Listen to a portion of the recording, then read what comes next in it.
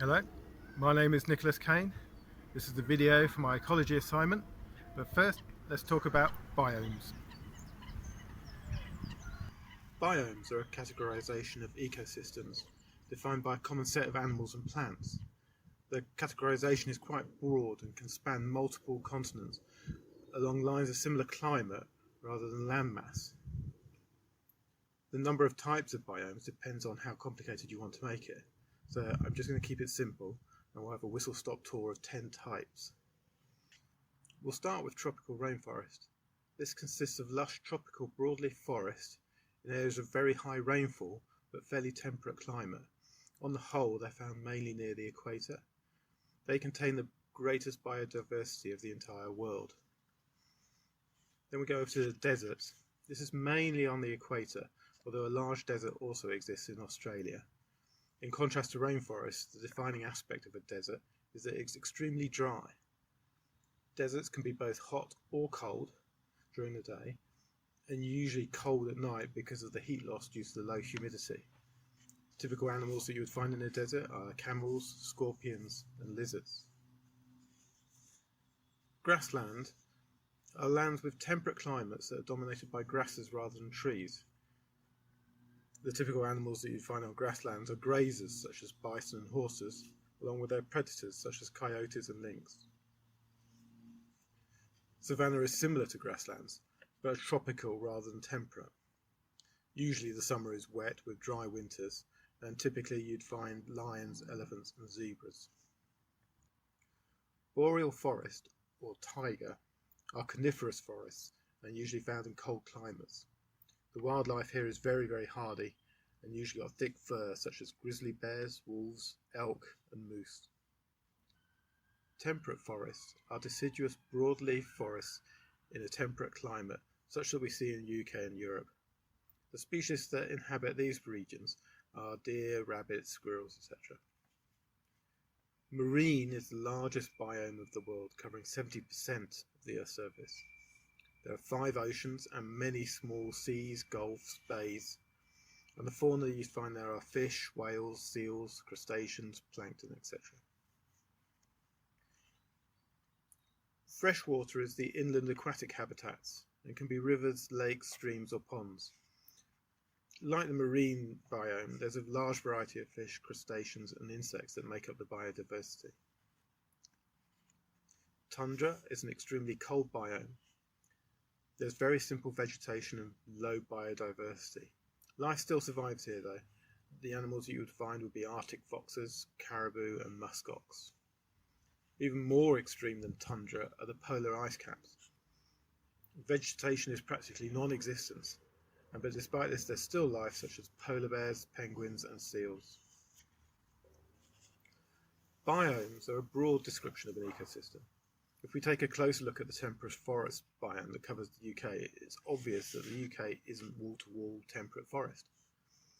Certainly the main landmass would naturally be either broadleaf or conifer woodlands, but various local factors can dictate other types of habitats. There are many factors acting on these habitats, which we can classify into 2 groups: abiotic, which are the non-biological elements such as climate and geology, and biotic factors, which are the biological elements such as vegetation cover or plant competition, or animal prey predation or grazing habits. So as an example, coastal, where the land meets the sea. The habitat is strongly related to the action of the sea, moderating the temperature of the land, warming in the winter, cooling in the summer. Strong winds come from offshore, which also carry salt from the sea into the land. Erosion creates sandy beaches or cliffs and allows alluvial deposition at estuarine boundaries, creating more habitats such as salt marsh. The presence of inland water also creates other habitats. If the local climate is very wet, we'll find swamps, bogs and marshes. But then as water drains, there are larger volumes of water such as river and lake habitats, with further marginal habitats such as reed banks, floodplains, estuarine mudbanks. Water also modifies other types of habitat, so we can have wet woodland or wet grassland habitats, which are distinct from their drier counterparts. The action of man is a very influential biotic factor, which can create new habitats. The clearing of woodland, or grazing of cattle, and cultivation of grasses has created meadow and heathlands. However, the influence of man is rarely as positive as creating habitats. Usually, the impact of man is a negative factor. For instance, wetland areas are drained and converted to agriculture. Roads form hard boundaries, bisecting habitats, which interfere with migration and movement of animals, and urban areas replace natural habitat with concrete. Even natural habitats can come under pressure from man in the form of pollutants such as agricultural fertilizers and pesticides, and alien species that are frequently introduced by trade or transport, which can compete against local fauna and flora. To illustrate this, let's take a closer look at a particular habitat, the riparian habitat of reed beds. Reeds are a highly specialised plant that can exist in very wet conditions. In fact, the stem is hollow and transfers oxygen down into the roots that other plants wouldn't be able to survive in. So by existing with its feet actually in several inches or more of water, any competition is completely drowned out and can't exist, and it can survive quite strongly. However, the reed itself actually changes its own environment. As it populates the edge of the water, it slows the water around it, and so any silt in that water is deposited around its feet. It also is an annual plant, and so it collapses down each year, and all of this adds into sediment and produces soil around its feet that builds up, and so the water level actually drops down as time goes by. Now, with that rich ground that it's producing, you'll get other plants succeeding into that area.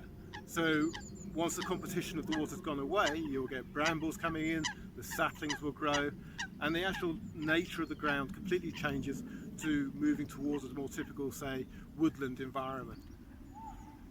Now, that doesn't mean the reed beds disappear. The water just changes direction, and so you get a constant migration of where the riverbanks are, and it continues to exist. In our modern environment, where we've got agriculture and urban environments with very fixed boundaries, that tends not to happen. And so as the reed beds silt up and get solid, that water can't move to other areas, and what will more likely happen is you'll just get faster running, more streamlined waterways, and you'll just get muddy banks that you see on the sides of rivers, and then the reed beds remain as a dry habitat. The animal that I want to talk about is the bittern. The bittern's like a small heron, and it's particularly good at being camouflaged in reed bed environments. It has vertical stripes, so when it's amongst the reeds you can barely see it at all.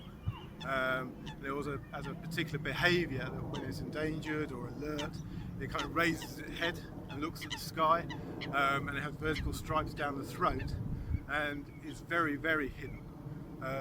So it's quite a specialised animal for this particular habitat and not any other habitat at all.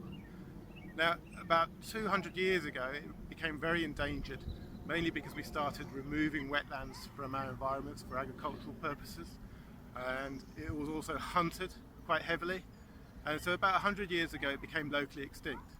It still existed over in Europe, but in Britain there were no breeding pairs at all. Then later on, around about World War II, a lot of our seawalls were damaged, either deliberately as part of defence or through bombing by enemy bombers, and we actually got a lot of the wetlands back because of all the fenlands were all flooded, and we started producing a lot more reed beds in our country that we hadn't got before. The bittern population started increasing. The birds from Europe actually came over to the UK, found the habitats that were forming, and we started getting back the bittern in the UK. This seemed quite successful, and people were monitoring it, quite encouraged by the fact that they were getting breeding pairs. But then after about 20 years, the numbers started declining again. So when we actually reached 1980, early 1990, the numbers were back down to 20 breeding pairs again, and it was on the verge of becoming locally extinct once more.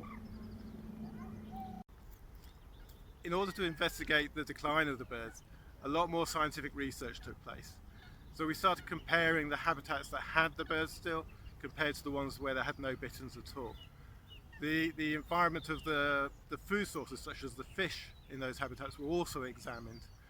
Um, the other competing plants of the areas were examined, and also the research into actually determining how many breeding pairs advanced by huge steps. Previously, we would have people walking around the reed beds, trying to spot birds that are very heavily camouflaged and hard to see, and the best you can go on is the booming sound which you get from the breeding pairs. One person would try to say what direction they could hear that boom, another person would be recording at the same time, and they tried to triangulate where the bitterns were. And so of course this is very intensive and a very difficult process. And it was discovered that the booming sound was actually quite unique to each individual bird. And so by placing microphones around a site and actually doing audio analysis, you could actually pinpoint exactly how many breeding pairs were in a site at any one time, and you could monitor this 24/7. The conclusion of this research was that the bittern was very particular about its habitat. As I've already spoken about, the reeds themselves will change the habitat they're in. As the reeds start in sort of like deeper water and then it gradually dries out, the bitterns are at the point when the water is only a few inches deep. And the reasons for this is that they can nest just inside the reed beds. The fish that they're feeding on are still in water deep enough to be swimming around, and of course the bitterns are only so tall, and so they can stay camouflaged in relatively safety around the reeds and be able to get to their food source and stay near their nests. So what had happened in the 50s was that the reed beds had dried up and gone to the later successional stages. So even though the reed beds still existed, they were no longer acceptable to the bitterns themselves, and so they didn't return back to the British wetlands. So armed with that knowledge, what could we do to actually make the difference? The habitat management plans were changed so that it involved much more water management.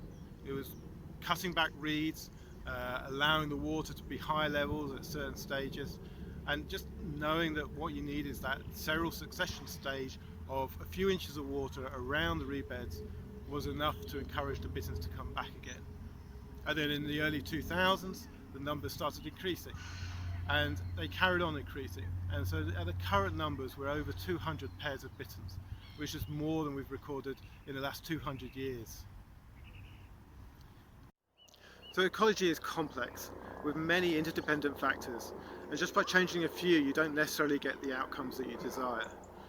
However, this story shows that you can successfully apply scientific knowledge and make changes to the environment that actually have an outcome that will bring, for instance, endangered animals such as bitterns back to the UK.